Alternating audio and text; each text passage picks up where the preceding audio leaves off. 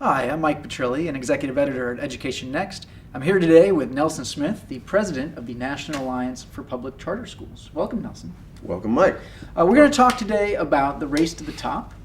Some folks were surprised with the round of finalists that came out. It included some states like Kentucky that don't have a charter school law, and some other states like New York that have pretty bad charter school caps. So the question to you is, were you just surprised with this news? Was this a big disappointment for the charter school community?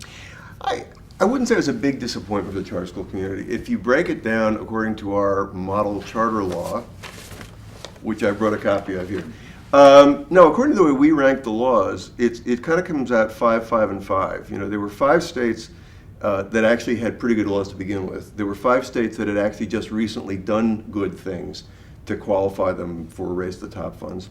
And then there were 5 that we are kind of shaking our heads about, including Kentucky. And then there's one more, which is South Carolina, which it was right in kind of the middle of the pack. So that adds up to 16, if I'm correct. And Kentucky is what everybody talks about because they don't have a charter law. So we were kind of disappointed by that.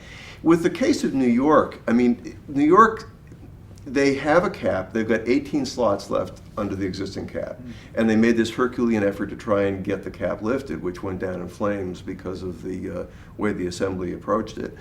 They do some really good things in New York City on charters. So, there's a little bit of ambivalence about that. So let's talk about the 5 states then that did change laws, pass laws in order to be better positioned.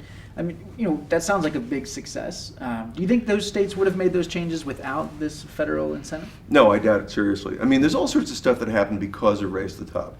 In addition to the states that did change things, there's a lot of states, there's 5 or 6 states that have no charter laws that have active discussions going on now about maybe passing a law. And if they didn't get it this time, probably in the next session, they'll go back for it in round 2.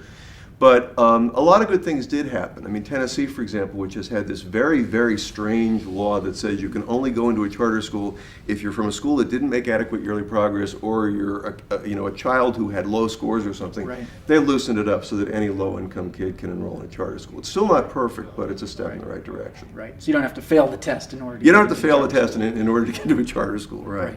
Now, some people will say, look, this whole thing is really unfair.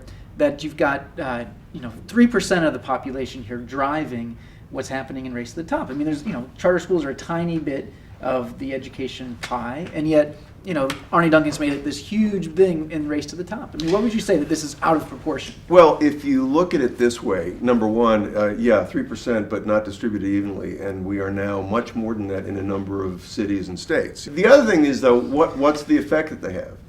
Are they not only good for the kids who are in them, but also driving other kinds of reforms? If you look at, for example, take New York. Take the way Joel Klein uses charter schools in New York City to kind of be the leading edge of reform in the city. They have impact that is way disproportionate to the 3% share. Okay.